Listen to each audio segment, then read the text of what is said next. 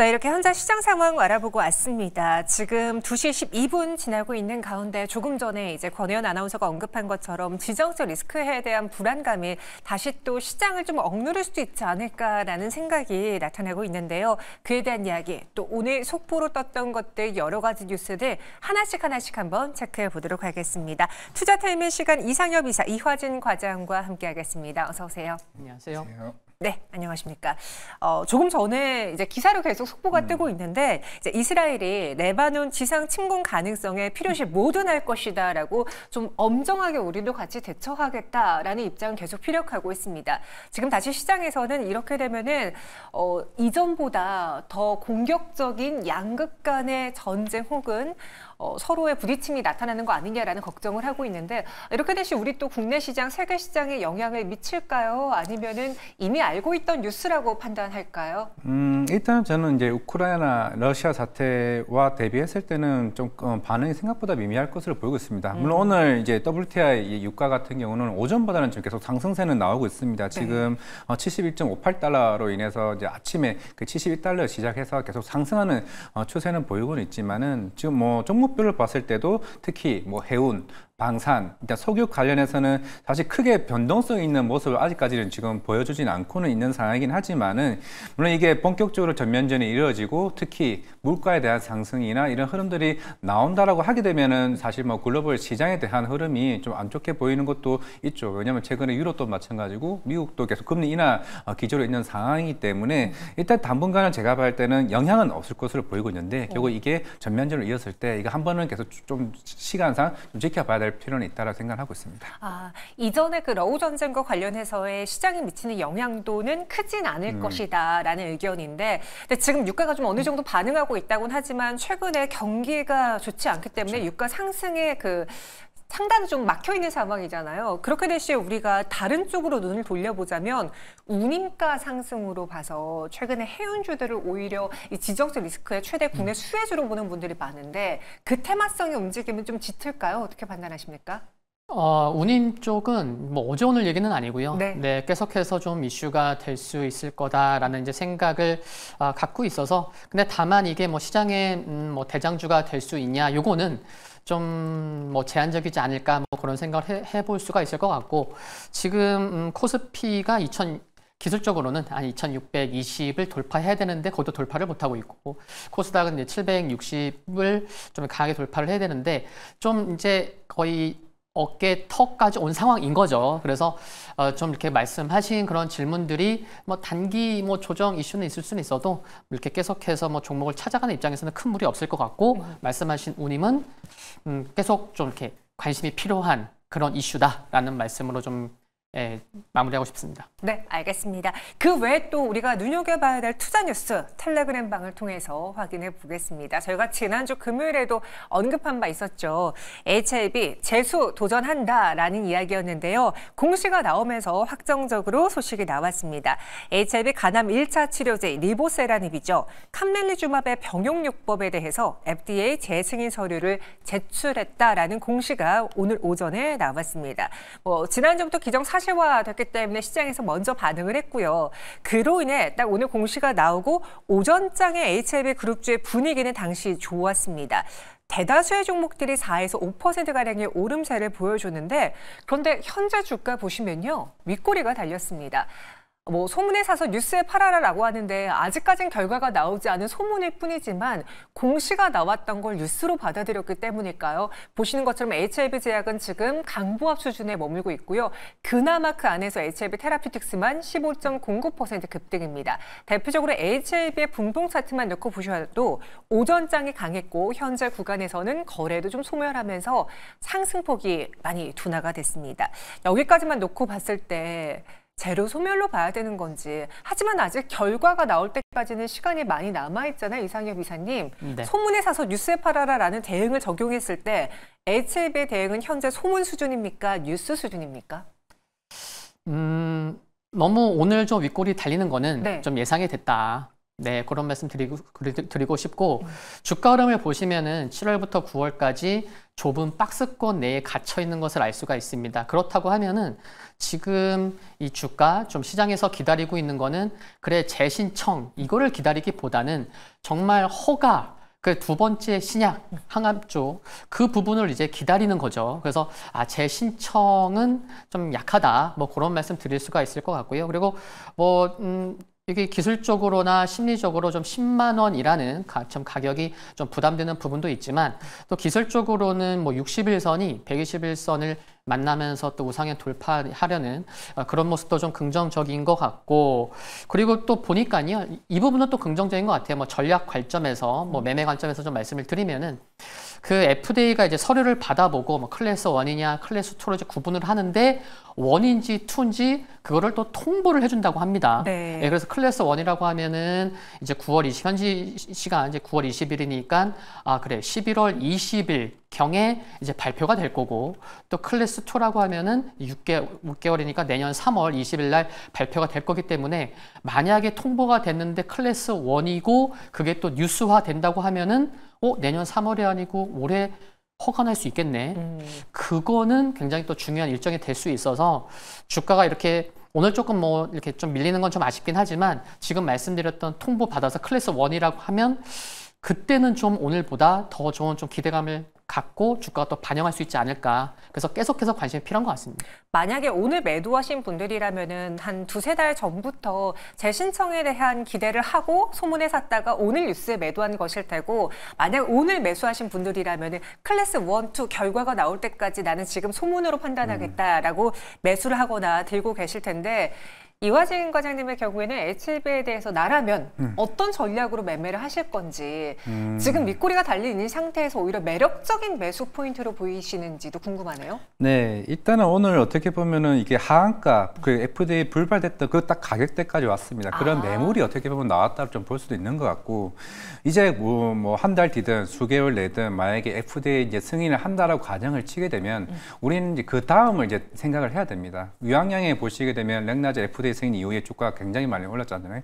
이게 경쟁사였던 아스트라제네카, 타그리스보다 데이터가 이제 잘 나오다 보니까 이게 불과 1년 전만 하더라도 아무리 FDA 승인 받아도 타그리스가 이쪽 시장을 잡아먹을 거야 했는데 아니나 다를까 최근에 아스코에서 병용요법이 워낙 데이터가 잘 나오다 보니까 이게 내년에 렉나자가 타그리스 잘라잡을 것 같아. 이 이슈입니다. 그러면 지금 간암치료제 시장에서 누가 가장 우위에 있냐? 로슈입니다. 로슈의 티센트릭이나 이제 이쪽 관련해서 병용요법들이 그 70% 시장을 차지하고 있고 그 다음에 아스트라제네카, 인피니가 가지고 있고 그 다음에 LGI가 있습니다. 불과 이 간암치료제 시장이 전년도 기준으로 3조, 2조 시장밖에 안 됩니다. 그 시장에 로슈와 아스트라제네카, LGI가 있고 특히 로슈가 이게 1년에 쓰는 비용 자체가 간암치료제 비용이 4억이 넘습니다. 그만큼 고가에 대한 비용을 차지하고 있는 시장에서 HLB가 FDA 승인 이후에 북미 시장에서 과연 이 경쟁을 이겨낼 수 있을까? 물론 혹자는 이게 환자 생존 기간이 22개월이라서 로슈의 19개월보다 월등히 낮다. 무슨 소리냐? 이겨낼 수 있다고 얘기는 하고 있지만은 글쎄요. 실제로 북미 시장에서 만약에 우리가 의사라면은 이 처방전을 이쪽으로 많이 갈까에 대한 고민을 해봤을 때 아까 앵커님 많이 전략을 보신다 하면은 저는 개인적으로 FDA 승인이 고점이 될 가능성이 있다. 그러면 저는 세론이 좀 나올 수 있다라고 보이고 네. 그 이후의 데이터는 추후에 좀 더 확인하는 게 맞다라고 생각을 하고 있습니다. 그러니 이번에 재수를 통해서 심사가 될 가능성, 그러니까 긍정적으로 보긴 하지만 그렇다고 장밋빛 전망을 내놓기에는 지금 이 간암 시장 안에서 경쟁사들의 파이가 어떤지를 고려해 봤을 때 그럴 땐 좀 보수적인 관점으로 우리가 그 뉴스가 나오는 신청 뉴스가 나오고 통과 뉴스가 나오는 상황에서 세론이 나오지 않을까라는 이야기를 해주셨습니다. 그럼 지금 FDA 승인과 심사 여부와 상관없이 HLB의 경우에는 이벤트성 매매를 하자라는 주의잖아요. 앞으로 제약바이오를 그럼 바라볼 때 HLB 외에 다른 것을 한번 살펴보고 싶어요. 네. 특히 지난주에 외국인 투자자들의 그 코스닥 순매수 1위가 알테오젠이었다고 네. 하고 상위권에 다 바이오가 있던데 오늘은 좀 쉬어가는 종목도 많잖아요. 네. 수급에 뺏긴 건 아니죠, 배터리 반도체. 네, 좀 뺏긴 건 아니라 생각을 하고 있고 지난주에도 슈퍼사이클을 얘기를 했지만은 네. 지금 이제 이제 3분기 이제 실적을 좀 주목해야 될 거는 저는 개인적으로 셀트리온이라 좀 생각을 하고 있습니다. 셀트리온이요? 2분기 때 우리가 진펜트라 얘기를 많이 했었고 실제 매출은 22억밖에 되지는 않지만은 이게 올해 하반기 매출로만 진펜트라가 본격적으로 3천억까지 지금 얘기가 나오고 있습니다. 내년에는 1조입니다. 연간 셀트리온이 올해 컨센 자체가 3조 5천억인데 내년에 만약에 진펜트라만 1조가 들어간다라고 하게 되면 거의 매출에서 비중이 30%가 없던 게 무에서 유가 생기는 겁니다. 그러면 하반기에 실적에 대한 기대감이 굉장히 높은 게 저는 바이오 중에서도 셀트리온이라 좀 생각을 하고 있고 그런 측면에서 다른 바이오 섹터 내에서 가장 못 오른 종목이 셀트리온입니다. 뭐 어떻게 보면은 셀트리온 제약 그 합병 이슈가 좀 있는 상황이기 때문에 좀 발목을 잡을 수 있다라고 생각을 하고 있지만은 네. 그걸 떠나서 일단 숫자로 어느 정도 보여준다라고 하게 되면은 분명히 이번 10월 말이나 12월 초에 실적 발표가 나왔을 때 그 전에 한번 움직일 가능성이 있다 생각하고 있습니다. 셀트리온을 기대주로 아직 주가가 반응도 안 했다라고 네. 이야기해 주셨고요. 우리 이상엽 이사님도 제약바위의 오늘자 살짝의 숨고르기가 이러다가 반도체 배터리로 수급 뺏기는 거 아니야? 라고 판단할 필요는 없다고 보시는지 제약바이오에 대한 투자 의견으로 정리해 주시죠. 네, 물론 전혀 없습니다. 전혀 없다. 네, 그래서 이제 다음 달 얼마 남지 않았는데 또 위고비도 출시를 앞두고 있고 좀 뭐 비싸지만 제 주위에도 좀 한 사보려고 하는 분들이 계신데 돈 많나 봐요. 네, 아닌 것 같은데. 네. 그리고 또 이제 연내에 또 이제 치매 치료의 레켄비가 또 출시될 것으로 기대가 되고 또 주말에 좀 뉴스를 제가 좀 짧게 찾아보니까 제약바에 관심이 많아서 이게 치매가 굉장히 뭐 일본도 그렇고 굉장히 심각합니다. 뭐 매년 급격하게 좀 증가하고 있기 때문에 치매 걸려서 이렇게 사람이 또 실종되기도 하고 그러면은 뭔가 이렇게 좀 부각받는다고 하면 또 이제 금리 인하 지금 이제 시작된 지 얼마 안 되기 때문에 뭔가 이렇게 이벤트성이 있고 뭐 그러니까 약만 출시되고 이렇게 또 이렇게 들어온다고 하면은 그런 것만으로도 또 이슈가 될 수 있겠다. 그래서 계속해서 바이오는 관심이 필요하다. 그리고 삼성바이오로직스가 21년 8월 달에 고점이었는데 3년 만에 움직입니다. 네, 좀 중장기로 계속 관심이 필요하다. 그래서 삼성바이오로직스의 오늘 신고가도 의미가 있다는 말씀 드리겠고 종목으로는 참 볼 종목 많지만 ST팜 저는 좀 보고 있습니다. 그래서 생물보안법 역시나 이제 반사수의 기대감도 있는 상황이고요. 뭐 신약 승인 기대감, 또 11월 달에는 LG 치료제 임상 2상 결과 기대감도 있기 때문에 네. 또 그 가을에는 또 학회도 많아요. 그래서 일정들이 이렇게 좀 있는 기업들 관심 필요한 것 같습니다. 두 분 모두 다 오늘의 수급을 살짝 뺏긴 것은 크게 우려할 만한 사항 아니다. 제약바이오 여전히 이슈 많이 남아있고 HLB 오늘자 윗골이 나시지만 오히려 나라면은 제약바이오 품 안에서 셀트리온, ST팜, 삼성바이오로직스를 조금 더 눈여겨보겠다라는 의견까지 드렸습니다. 이어서 두 번째 텔레그램방 가보도록 하죠. 오늘의 투자 뉴스로 왜 식품주가 오를까 하고 막 검색을 해봤는데 이런 기사가 눈에 띄었습니다. 세계인의 입맛을 잡은 K과자 연간 수출액 사상 처음으로 1조가 가능할 것으로 보여진다. 자, 올해 들어서 지난달까지 과자류 수출액이 4억 9,420만 달러를 기록하면서 작년 동기보다 15.4% 증가했다고 합니다. 농식품 품목 중에서 라면과 연초류에 이어서 세 번째로 과자류 수출액이 많다라는 기사가 오늘 나오면서 그래서 그런 걸까요? 오늘 식품주들이 강했습니다. 또 그 안에서의 강자인 1위를 기록한 라면의 일평균 수출을 보시면 계속 올라가고 있죠. 우리가 안 그래도 상승세를 기록한 건 알고 있는데 여기서 성장이 더 이루어지느냐 아니냐가 중요하거든요. 그런데 상반기에 이어서 하반기에도 탄탄한 라면의 일평균 수출을 확인할 수 있었습니다. 미국인들도 매운맛에 푹 빠졌다라면서 라면 수출이 1조 5천억 시대에 활짝 다가갔다라는 이야기도 있는데요. 지난주엔 저희가 검은 반도체에서 김 이야기했었거든요. 근데 오늘은 라면과 과자류주들이 강합니다. 현재 주가 흐름 어떤지 보실까요? 오히려 장이 열리자마자 움직였던 반응보다 오후장의 시세 분출이 조금 더 크게 나왔습니다. 크라운 제과는 8% 넘는 상승을 보여주고 있고 남양유업과 혜태제과식품도 2%대 오름세, OSP 7.49% 상승하고 있습니다. 요즘 과자 뭐가 유행인가요? 과자요. 뭐 드세요 주로? 두바이 초콜릿이. 그 우리나라 거 아니잖아요. 네. 네. 우리 K 과자로 따진다면 저는 개인적으로 이제 매운 새우깡을 아직도 좋아하는데 네. 세계인의 매운 입맛을 잡을 수 있는 새우깡 플러스 매운 새우깡 진짜 전 잘 나갈 것 같거든요. 네. 이 데이터를 놓고 봤을 때 네. 어때요? 투자할 만한 포인트 보이십니까? 근데 확실히 이제 과자가 이제 여기 오기 전에 이제 재무제표 한 번씩 다 드려봤는데 네. 확실히 이제 성장률이 그렇게 팍 높지는 않죠. 물론 이제 우리가 예전에 허니버터칩이나 새로운 이제 트렌드가 있는 제품군이 나오게 되면 갑자기 영업이익률이 확 이제 튀어오르는 측면이 없지 않아 있는 것 같고, 물론 최근에 저도 이제 하드로 봤던 거는 이제 롯데 웰푸드의 이제 롯데 초코파이가 이제 베트남이나 이쪽 동남아 쪽에 이제 흥행을 이끌고 있다. 특히 동남아 쪽에서는 특히 K 소주도 굉장히 열풍을 켰던 만큼 결국 해외 확장에 대한 모습들이 나온다라고 하게 되면 우리가 이미 그런 음식료에서 성장을 본다는 거는 삼양식품을 봤습니다. 우리 삼양식품만 보더라도 이게 예전에 작년 재작년 하도록 영업이익률이 4% 5%밖에 되지 않았는데 올해 그 영업이익률 컨셉만 보더라도 18% 20%까지 성장을 합니다. 그만큼 해외 쪽으로 활로를 더 넓혀 나간다고 하게 되면은 좀 과자들도 충분히 거기에 대한 경쟁력이 있을 수 있다를 좀 생각을 하고 있기 때문에 한번 지켜봐도 괜찮지 않을까 생각을 하고 있습니다. 하지만 그렇다고 뭐 재무제표를 뜯어봤을 때 네. 괄목할 만한 성장은 좀 아닌 게 아쉽다라는 건데 이상엽 이사님도 그럼 지금 과자들의 성장세에 대해서는 네. 그렇게 크게 점수를 주기는 데이터가 부족하다고 판단하시는지요? 네, 매우 동의를 하고요. 오. 네, 그렇게 뉴스가 나오면 실적까지 좋지 않을까? 근데 전혀 그렇지 않고. 네, 그래서 과자 주식보다는 다른 주식을 사시고 과자는 그냥 맛있는 거 사 드시는 걸로. 그럼 네. 음식료 안에서는 지금 대장은 여전히 라면입니까? 네, 라면.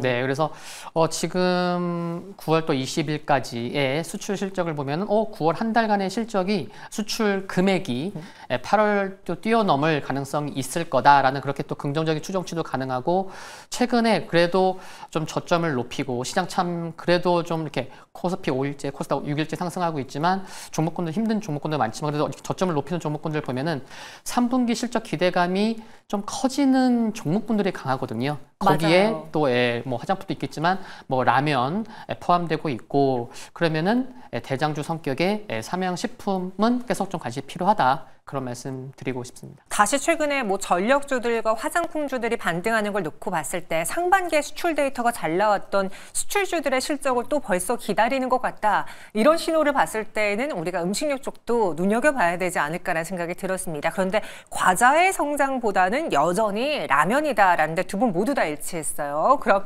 음식료 안에서 지금 김 관련, 뭐 검은 반도체도 뜨거워서 지난주에 특히나 사조그룹주들이 움직였고요. 그리고 여기에 뭐 과자는 지금 후순위로 밀려난 것 같고, 라면 세 가지의 매력 구도를 한번 대결 맞춰봤을 때 탑픽으로 뭘 보는 게 좋을까요? 저는 일단 라면이라 좀 생각을 하고 있습니다. 여기도 라면이네요. 네. 결국에는 우리가 자주 먹는 음식료가 뭐가 있을까를 생각했을 때 물론 김도 있겠지만은 김보다는 과자보다는 라면이 오히려 그런 회전율이 좀 더 높지 않을까 생각을 하고 있고, 물론 이제 라면도 이제 북미 시장 침투율이 이제 넘어가는 이제 시작이고, 물론 이제 사양식품에서도 불닭볶음면뿐만 아니라 다양하게 라이벌 나오고 있습니다. 현지화 전략도 있고 뭐 까르보나라 맛도 나오고 있는 상황이기 때문에 결국에는 공장이 다시 한 번 더 증설하고 그에 따른 가동률에 따라서 매출 성장이 본격화될 것으로 보이고 있는데, 일단 이번 수출 데이터도 3분기 종합적으로 봤을 때 2분기보다 월등히 낮습니다. 아직까지는 9월달 10일 정도가 남아있는 상황이긴 하지만은 10일 동안 어느 정도 기본적인 퍼포먼스만 나온다고 하게 되면은 2분기보다 3분기 잘 나온다. 그럼 당연히 사양식품 이번 3분기 실적도 기대감이 굉장히 클 것으로 보이고 있기 때문에 일단 주가적인 측면에서도 일단 최근에 하락에서 좀 반전하는 모습, 상승 반전하는 모습을 일단 보여왔기 때문에 3분기 실적에 따라서 또 4분기에 대한 기대감이 좀 올라간다라고 하게 되면은 다시 한번 더 음식료 중에서도 사실 음식료 다 간다기보다는 네. 조금 사양식품 안에 조금 플레이로 가지 않을까 좀 생각을 하고 있습니다. 삼양식품을 탑픽으로 주셨습니다. 제가 알기로 저희 이상엽 이사님도 전화할까요? 아니요. 이상엽 이사님도 삼양식품을 앞서 언급을 해주셨는데 네네. 차트를 보니까 지금 120일 이동평균선 따라서 다시 우상향으로 고개를 좀 돌렸어요. 현재 구간에서 매수해봐도 3분기 실적을 기다리면서 충분한 수익을 낼 수 있을지 조금 더 가격적인 전략으로 마지막 정리해주세요. 네, 최근 시장이 그래도 좀 올랐지만 어떤 분은 재미있을 거고 어떤 분은 재미없을 텐데, 재미있는 분들은 대장주 섹터, 대장주를 보유하고 있거나 매매하시는 분들이죠. 그래서 대장주를 매매하는 건 정말 중요하다라는, 특히 올해는 더 그렇다라는 말씀을 드리겠고, 삼양식품 대장주입니다. 대장주가 일봉에서 121선까지 만났다. 여기서 무너진다? 아닌 거죠. 대장주인데 다른 종목은 무너져도 결국에는 지켰다. 그리고 60일선에서 반등 나올 때 2, 3% 상승이 아니고 큰 상승이 나왔습니다. 아, 나 대장주야. 나 지킨다. 이런 게 좀 자신감 있는 플레이가 나왔다는 거 굉장히 중요한 것 같고요. 근데 60일선이 8월 중순부터 좀 우하향 꺾였어요. 그러니까 120일선은 올라오는데 60일선을 꺾였다. 그 중가운데 한 54만 원. 참 정확히 센터인 거, 54만 원 이하가 조금 뭐 이렇게 센터긴 한데 54만 원 여기에서 좀 방향성을 좀 찾아봐야 되지 않나 뭐 그런 말씀을 드리는데 아까 말씀드린 거 기억하시면은 3분기 실적 기대감이 살아나고 있다. 그렇다고 하면은 여기 54만 원 이하에서 뭐 5일선 부근이나 5일선 이하에서는 저점 분할 매수 중요할 것 같고 첫 번째 가격으로 60만 원 돌파가 좀 첫 번째로 이제 관건이다라는 말씀을 드리는데 실적 발표 전에 60만 원 돌파냐 가냐 아니면 그 이후냐 그거에 따라서 좀 속도 뭐 탄력적인 것은 뭐 이렇게 좌지우지 결정될 수 있을 것 같습니다. 네, 알겠습니다. 삼양식품은 두 분의 선택을 함께 받았습니다. 음식료 안에서 3분기 실적 한번 이 종목으로 기다려보세요. 두 분은 여기서 인사드리도록 하겠습니다. 고맙습니다. 네.